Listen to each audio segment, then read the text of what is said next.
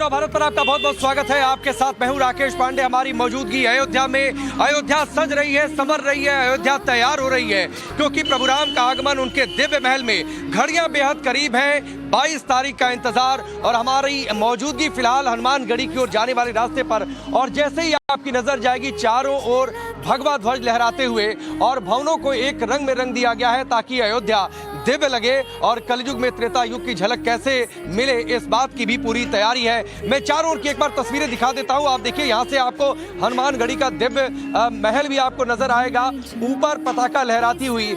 और यहाँ पर हनुमान जी विराजते इसलिए हैं क्योंकि अयोध्या की सुरक्षा वो कर सकें। इसके ठीक बगल में आप देखिए ये भरत मिलाप मंदिर, जहाँ पर जब प्रभु राम वनवास से लौटे थे तो यहाँ पर भरत जी से उनकी पहली मुलाकात हुई थी और उसके बाद प्रभु राम ने हनुमान जी को कहा था कि आप यहीं पर विराजिए ताकि अयोध्या की आप सुरक्षा कर सके। लगातार बड़ी कवरेज, हर एक तस्वीर हम आप तक पहुंचाते रहेंगे। इस वक्त हमारी दो सहयोगी भी जुड़ चुकी हैं, श्वेता और ज्योति। पहले मैं उनके पास चलता हूं, उसके बाद आज की बड़ी खबर क्या है उसकी भी चर्चा। श्वेता और ज्योति, जरा तस्वीरें दिखाइए अयोध्या की।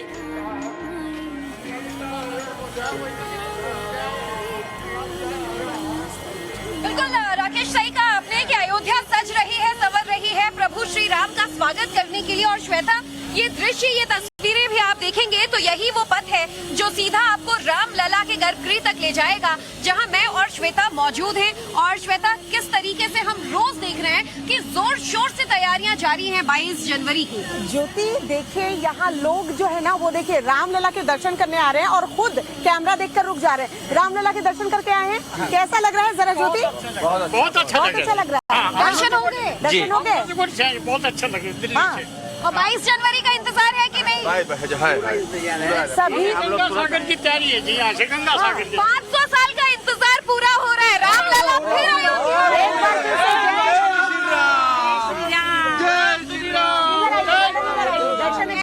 आपको लग रहा है कि त्रेता युग वापस आ रहा है? वही तो आ रहा है। चलिए, त्रेता के राम आ रहे हैं श्वेता। बिल्कुल, और ऐसी ही तस्वीर कमोबेश पूरे अयोध्या में नजर आ रही है। लोग जो है वो रामलला के दर्शन कर रहे हैं। राकेश, आपके पास वहां पर भी भीड़ इकट्ठा हो गई होगी, वहां क्या तस्वीर और आप दिखाएंगे? बिल्कुल, चलिए तस्वीरों की चर्चा तो होती रहेगी और लगातार लोगों की भीड़ यहाँ पर हनुमान जी के दर्शन कर। और आप जहाँ पर मौजूद है जो रास्ता गर्भगृह की ओर सीधे जाता है, लेकिन फिलहाल अस्थायी निवास में दर्शन हो रहा है। स्थायी निवास में दर्शन आम लोगों के लिए 23 तारीख को शुरू हो जाएगा। 22 तारीख को प्राण प्रतिष्ठा और 22 तारीख के लिए तैयारियां क्या है इसको लेकर बड़ी खबर। और बड़ी खबर यह है कि अयोध्या में सबसे बड़ा मिट्टी का दिया बन रहा है। 100 टन मिट्टी का इस्तेमाल होगा इस दिए को बनाने के लिए। रामनगरी से नवभारत की ये एक्सक्लूसिव रिपोर्ट हम आपको दिखाएंगे, लेकिन उससे पहले बड़ी खबर और तैयारी ये भी है कि ये दिया जब बनकर तैयार हो जाए तो Guinness book of world record में इस दिए को दर्ज कर दिया जाएगा। यानी ये दुनिया का सबसे बड़ा दिया होगा। रामघाट के तुलसी बाड़ी में ये दिया बनाया जा रहा है। हमारे सहयोगी गौरव वहां पर पहुंचे, उनकी एक रिपोर्ट आपको दिखाते हैं। 22 जनवरी को राम जन्मभूमि मंदिर की प्राण प्रतिष्ठा। हर एक देशवासी, हर एक राम भक्त इस समारोह में, इस खुशी में जुड़ जाना चाहता है और इसी खुशी को कई गुना बढ़ाने के लिए अयोध्या के रामघाट स्थित तुलसी बाड़ी में 100 टन मिट्टी का एक दिया बनाया जा रहा है। और इस मिट्टी के दिए में जो है कई टन घी का इस्तेमाल करके इस दिए को प्रज्वलित किया जाएगा। और इस जगह के बारे में कहा जाता है कि जब सरयू नदी पहले प्रवाहित होती थी तो यहाँ इस रामघाट से होकर गुजरती थी। भगवान राम स्नान के बाद यहाँ पर तुलसी को जल भी देते थे। और उन्हीं पौराणिक कथाओं को जीवंत करने के लिए जगत गुरु परमहंस टार जी जो हैं वो ये 100 टन मिट्टी का दिया बनवा रहे हैं। हम उन्हीं से बात करते हैं और पूछते हैं कि इस दिए के पीछे की संकल्पना क्या है। देखिए, यह जो दिवाली का महोत्सव है ये राम जी से जुड़ा हुआ है। मर्यादा पुरुषोत्तम भगवान श्री राम जब त्रेता युग में वनवास गए थे और जब वो लंका विजय करके 14 साल के बाद आए तो अयोध्या वासियों ने दीपक जलाया जो दिवाली का उत्सव बन गया था। तो जैसा कि देश के माननीय प्रधानमंत्री नरेंद्र मोदी जी ने 140 करोड़ जनता से जो है आह्वान किया है कि जिस दिन रामलला अपने वैकल्पिक गर्भगृह से दिव्य भव्य राम मंदिर में विराजमान हो, सब लोग राम ज्योति जलाएं और दिवाली मनाएं। चूंकि राम मंदिर आंदोलन का हमने निर्णायक आंदोलन किया था, तो जैसे ही जजमेंट आया था राम मंदिर के पक्ष में, तो हमने तैयारियां शुरू कर दी थी कि जब राम जी का मंदिर का उद्घाटन होगा उस समय एक इतना बड़ा दीपक जलाया जाएगा जो त्रेता युग जैसा दीपक होगा। त्रेता युग की परिकल्पना के अनुरूप इसका 28 मीटर का व्यास है, 40 टन की मिट्टी से यह दीपक बन रहा है। देश के सभी तीर्थों से हमने मिट्टी मंगाया।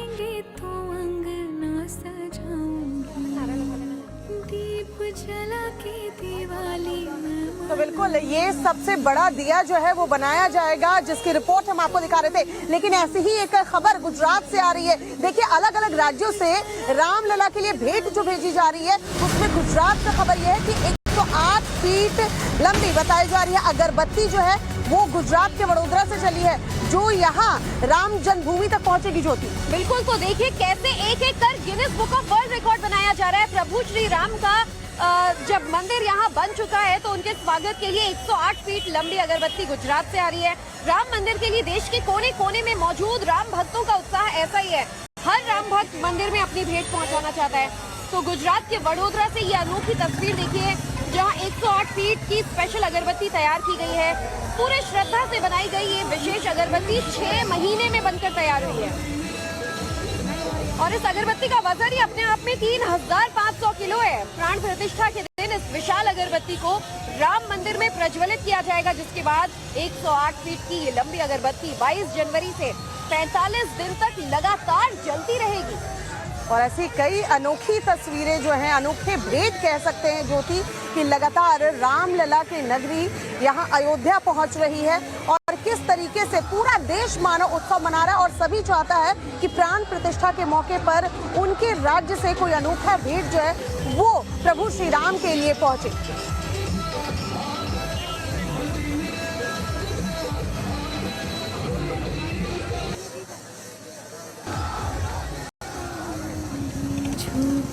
और इस बीच एक और बड़ी खबर आ रही है, आपको बता दें, राम मंदिर के जो तमाम द्वार है वो भी बनकर तैयार हो गए और मुख्य द्वार की कुछ एक्सक्लूसिव तस्वीरें आपको टाइम्स ज़ोन ऑफ भारत पर दिखाएंगे।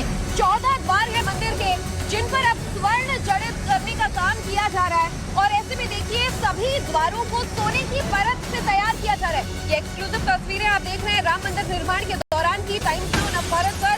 14 द्वार है विशेष तौर पर, जिन पर अब सोने की परत चढ़ाई जा रही है। धर्म नगरी अयोध्या में प्राण प्रतिष्ठा से पहले युद्ध स्तर पर काम चल रहा है। लगातार तस्वीरें हम आपको दिखा रहे हैं। जहां इस वक्त हम खड़े हैं वहां से गर्भगृह की तरफ रास्ता जाता है और देखिए अमूमन लोग हमारे पास आके खड़े हो जा रहे हैं जो रामलला के दर्शन करके आ रहे हैं। वो भी अपनी बात बताना चाहते हैं कि किस तरीके से वो प्रभु श्री राम के दर्शन करके, जो कि अभी अस्थायी एक तरीके से फाइबर के मंदिर में है, देखिए कितने खुश हैं। और ये जो द्वार की तस्वीरें सामने आई हैं वो भी एक्सक्लूसिव तस्वीरें हैं। अभी एक एक कण या कह सकते हैं मंदिर का एक एक तस्वीरें जो सामने आ रही है ज्योति, उसे देख लोग भी बहुत खुश हो रहे हैं कि यही वो भव्य दिव्य मंदिर बनेगा जहां रामलला विराजमान होंगे। और शायद इसीलिए हमारे आसपास भी आप राम भक्तों की भीड़ देखेंगे जो राजधानी दिल्ली से आए और महिला लगातार जयकारे लगा रहे, भगवान जय श्री राम, जय श्री राम, सीताराम, सीताराम, जय श्री राम। तो राम भक्तों का जोश भाई है। और देखिए जब 22 जनवरी की तारीख आएगी तो ये तैयारियां भी इतने जोर शोर से इसीलिए की जा रही है कि राम भक्तों को, हर सनातन में विश्वास करने वाले सनातनी को भगवान श्री राम के भव्य दर्शन हो सके। बिल्कुल, खबरें हम लगातार बता रहे हैं। राकेश का रुख कर लेते हैं। राकेश, यहाँ तो महिलाओं का जोश बहुत हाई है, वहाँ से आप क्या खबर दिखा रहे हैं, क्या तस्वीरें दिखा रहे हैं?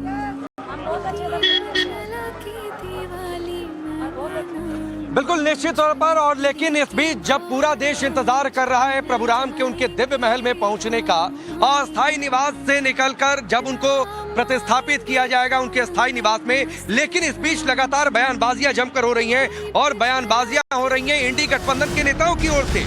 अशोक चौधरी हैं, बिहार सरकार में मंत्री हैं और उन्होंने कहा है कि मंदिर के नाम पर गुमराह कर रही है भारतीय जनता पार्टी। ये उनका बयान और हमला भारतीय जनता पार्टी पर।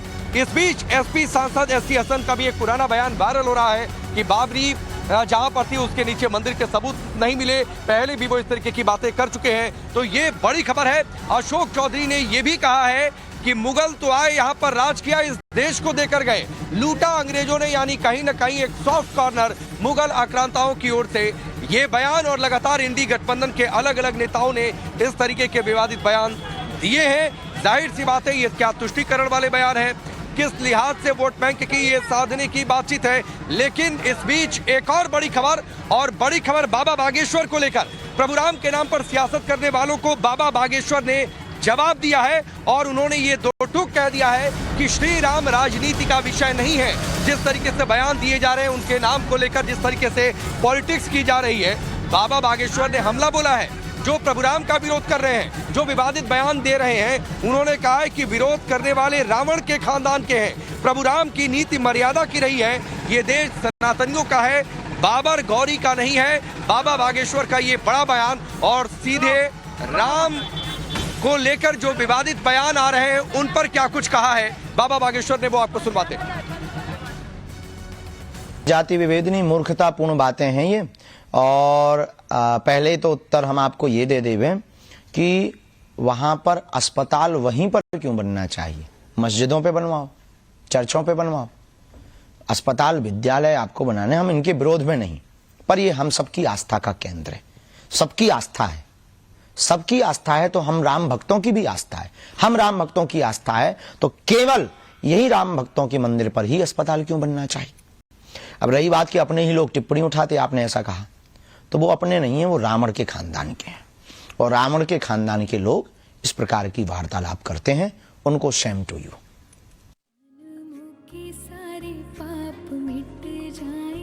तो देखिए लगातार सियासत भी तेज हो रही है, और अगर विपक्ष निशाना साध रहा है तो देखिए किस तरीके से जो सनातन के सपोर्ट में खड़े हैं या बाबा बागेश्वर कह ले, वो भी बयान देते नजर आ रहे हैं। लेकिन इस बीच अयोध्या की हम बात कर रहे हैं, और अयोध्या में युद्ध स्तर पर, यकीन मानिए आप जहां भी जाएंगे युद्ध स्तर पर काम चल रहा है। 3 कलश मंदिर में आपको बता दें कि इस वक्त सौंदर्यीकरण का काम जारी है, जहां प्रभु श्री राम ने अपने भाइयों के साथ शिक्षा ग्रहण की थी। यानी तमाम वो जगह जहां आप जाएंगे प्रभु श्री राम से जो जुड़े हुए, वहां इस वक्त युद्ध स्तर पर तैयारियां चल रही हैं। और श्री राम की नगरी अयोध्या में मौजूद 3 कलश मंदिर में अगर आज की तारीख में आप आते हैं तो आपको अभी भी साक्ष्य मिल जाएंगे कि प्रभु श्री राम ने यहाँ अपने भाइयों के साथ शिक्षा ग्रहण की थी। पूरी अयोध्या नगरी को प्रभु रामलला के स्वागत में सजाया जा रहा है, और हर उस जगह को तो खास तौर पर संवारा जा रहा है, निखारा जा रहा है, जहाँ भगवान राम के साक्ष्य मौजूद है। तो ये वो आप कह दें कि जगह है जहाँ पर शिक्षा हासिल की थी, दीक्षा शिक्षा अपने गुरुजनों से सभी चारों भाइयों ने, प्रभु श्री राम ने अपने तीनों भाइयों के साथ, यही वो जगह है। और इसीलिए इस मंदिर को विशेष तौर पर 3 कलश मंदिर के सौंदर्यीकरण का काम दोबारा से किया जा रहा है। दिवाली मैं मनाऊंगी, झोपड़ी के भाग आज खुल जाएंगे। तो प्रभुराम का दिव्य महल बनकर तैयार, लेकिन इस बीच 500 वर्षों तक चला बड़ा लंबा संघर्ष, और इसमें उन कार सेवकों की भी चर्चा लगातार हो रही है जिन कार सेवकों ने राम मंदिर आंदोलन में हिस्सा लिया। एक ऐसे ही कार सेवक के पास हम पहुंचे। बाबरी विध्वंस के चश्मदीद ये रहे, क्या उस दौरान हुआ था, उस भीड़ में ये भी शामिल थे। लेकिन उन्होंने एक प्रतिज्ञा ली थी कि जब तक प्रभुराम का दिव्य महल बनकर तैयार नहीं हो जाता है तब तक वो अपने घर को भी नहीं बनवाएंगे। आज भी वो टूटे फूटे खंडहर हो चुके घर में थे। बाबरी विध्वंस के लिए जब भीड़ जमा हुई थी, उस भीड़ में भी वो पहुंचे हुए थे। उनसे खास तौर पर मैंने बातचीत की है। अयोध्या के जमुनिया बाग में हमारी इस वक्त मौजूदगी है, और एक तस्वीर मैं आपको दिखाऊंगा, और उस तस्वीर के बाद एक ऐसे शख्स से आपका परिचय करवाऊंगा जो राम मंदिर आंदोलन में जिसकी भूमिका बहुत ज्यादा रही। संतोष दुबे उनका नाम है, और उन्होंने ये प्रतिज्ञा ली थी कि अपने घर को वो तब तक नहीं बनवाएंगे जब तक प्रभुराम का रामलला का दिव्य महल बनकर तैयार नहीं हो जाता है। ये आप देखिए, जो तस्वीरें आप देख पा रहे हैं, ये घर का 2 हिस्सा, यहाँ से यानी दीवार के उस हिस्से से लेकर और जहां तक आपको ये टूटा हुआ हिस्सा दिखाई दे रहा है, वहां तक ये संतोष दुबे जी का घर है, उनकी जमीन है। लेकिन घर का आधा हिस्सा टूट चुका है, खंडहर में तब्दील हो चुका है। आधे हिस्से में परिवार सहित वो अपना जीवन आगे बढ़ा रहे हैं। उनके लिए एक बड़ा मौका है अयोध्या में भव्य मंदिर का बनना। उनके लिए एक बड़ा मौका था सुप्रीम कोर्ट का ऐतिहासिक फैसला क्योंकि राम मंदिर आंदोलन में, बाबरी विध्वंस में वो सबसे आगे की पंक्ति में रहे हैं। मैं अंदर चलता हूं, आपको घर की थोड़ी सी तस्वीरें दिखा दूंगा कि किस हालत में घर है। उसके बाद मैं संतोष दुबे से बातचीत भी करूंगा, उनके साथ कुछ और सहयोगी भी हैं। आप देखिए, आमतौर पर आप गांव में चले जाएंगे तो आपको इस तरीके के मकान आपको दिखाई देंगे। अयोध्या में, बड़े शहरों में आप ऐसे घरों की कल्पना फिलहाल कर नहीं सकते हैं। तो मैं धीरे से आगे चलता हूं, आंगन की ओर चलता हूं और आप देखिए ये तार बेतरतीब तरीके से लटके हुए हैं। ये एक छोटा सा गलियारा और इसके जरिए मैं आगे बढ़ते हुए घर के अंदर दाखिल होता हूं। ये छोटा सा बाथरूम है। आमतौर पर आप शहरों में जाएंगे तो बड़े लेविश बाथरूम होते हैं, तमाम सुविधाएं होती हैं, शॉवर्स होते हैं, लेकिन ऐसा कुछ इनके घर में आपको दिखाई नहीं देगा। मूलभूत जीवन कैसे चलता रहे इसकी व्यवस्था की गई है इस घर में। और देखिए, अब मैं अंदर आंगन में दाखिल हो चुका हूं। ये एक और टूटा हुआ हिस्सा है घर का, खंडहर में तब्दील हो चुका है। जाहिर सी बात है, रहने लायक नहीं है, इसलिए संतोष दुबे जी अपने परिवार के साथ घर के दूसरे हिस्से में, यानी इस ओर वो शिफ्ट हो चुके हैं। लेकिन आप देखिए, ये पूरी तरीके से दीवारें टूटी हुई हैं, झाड़ आपको दिखाई देगा, कई सारे पेड़ आपको दिखाई देंगे, यानी यहाँ रहने की कल्पना कोई कर नहीं सकता है। कुछ पशुओं के लिए घर इन्होंने बनाकर रखा हुआ है, रूम रखा हुआ है। मैं संतोष दुबे जी से आपको मिलवाता हूं और फिर उनसे मैं बातचीत करूंगा। देखिए, संतोष दुबे जी हमारे साथ और उनके सहयोगी साथी रहे हैं। और संतोष दुबे जी, आपका स्वागत है टाइम्स नाउ भारत पर। बाबरी विध्वंस में आप सबसे आगे रहे थे जब ढांचा गिराया गया था।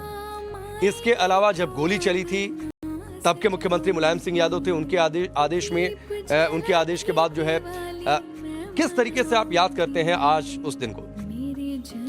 देखिए, वो जो दौर था वो तो बहुत भयावह था, पर आज जो कुछ हो रहा है ये उसकी भयावहता की परिणति से हट करके इतर उससे भव्यता की ओर अयोध्या और रामलला का वो भव्यतम धाम जिसमें उनका अवतरण हुआ था, तो प्रसन्नता का विषय नहीं, ये परमानंद का विषय है हम सबों के लिए। हमारा जीवन, हमारे जीवन धन प्रभु राम अपने भव्यतम किले में, महल में, मंदिर में, धाम में, आवास में 22 जनवरी को पधारेंगे।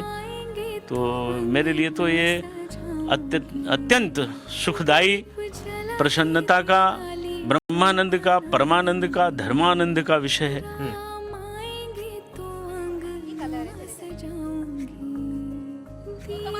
आपको दिखा रहे हैं और ऐसे में जब हम राम राष्ट्रोत्सव की बात करते हैं तो देखिए, राम सिर्फ हिंदुओं के नहीं, राम सिर्फ सनातनियों के नहीं, राम हर एक के हैं। और इसका एक बहुत बड़ा जीता जागता उदाहरण उत्तर प्रदेश की बरेली से आया, जहां मुस्लिम महिलाएं प्रभु श्री राम के लिए पोशाक तैयार करती नजर आई। अलग अलग जिलों से चंदा इकट्ठा करके कैसे 3 तलाक पीड़ित ये मुस्लिम महिलाएं प्रभु श्री राम के दर पर पहुंचना चाहती हैं, उनका धन्यवाद अदा करना चाहती हैं, और इसीलिए प्रभु श्री राम के लिए पोशाक तैयार किया जा रहा है। ये बेहद अनोखी तस्वीरें भी इस दौरान सामने आई हैं। और 22 जनवरी को जब रामलला की प्राण प्रतिष्ठा की जाएगी तो बरेली से खास तौर पर ये पोशाक भी अयोध्या पहुंचाई जाएगी।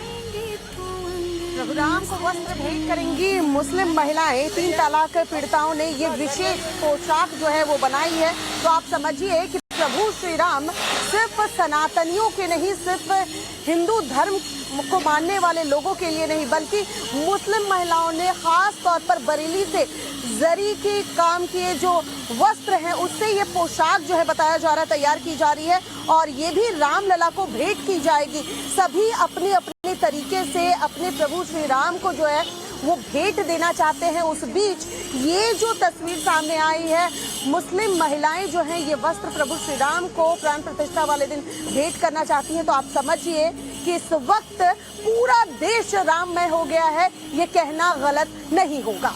अनोखी तस्वीरें लगातार सामने आ रही है। रामलला के लिए अब मुस्लिम धर्म की महिलाएं सामने आ गई हैं और प्रभु राम को वस्त्र भेंट करेंगी ये मुस्लिम महिलाएं। ये सभी महिलाएं 3 तलाक पीड़िता हैं। और सोचिए, जिस जगह को एक समाज विवादित मानता है, उसी जगह पर आस्था के नाम पर ये महिलाएं कैसे पूरी शिद्दत, भक्ति भाव से पोशाक तैयार कर रही हैं। प्रभु श्री राम के मंदिर में ये पोशाक भेंट की जाएगी और प्रभु श्री राम जहां मुस्लिम महिलाएं उनके लिए पोशाक तैयार कर रही हैं, वो पोशाक ग्रहण भी करेंगे। जब रामलला की मूर्ति का यहाँ पर अनावरण किया जाएगा और प्राण प्रतिष्ठा की जाएगी, ऐसे में एक एक अनोखी तस्वीर तो चलिए ये लगातार तस्वीरें और रिपोर्ट आप देख रहे हैं, लेकिन इस बीच अयोध्या की फिजा में एक चमत्कारिक परिवर्तन, और जाहिर सी बात है ये चमत्कारिक परिवर्तन इसलिए क्योंकि 500 सालों का संघर्ष, 500 सालों का इंतजार, प्रभु राम के उनके दिव्य महल में पहुंचने की घड़ी वो बेहद करीब आ रही है। त्रेता में भी कुछ इसी तरीके से परिवर्तन हुआ था जब 14 वर्षों के वनवास के बाद प्रभु राम अयोध्या पहुंचे थे। इसीलिए अयोध्या अब सज रही है, संवर रही है, लेकिन इस बीच होड़ भी है, और होड़ है राम राज्य के मतलब को समझाने की। मौलानाओं में भी होड़ है, कोई राम को इमाम हिंद बता रहा है, कोई कह रहा है कि आंखियों में किस तरीके से पानी भर रही है, राम कहानी की चर्चा हो रही है। ऐसे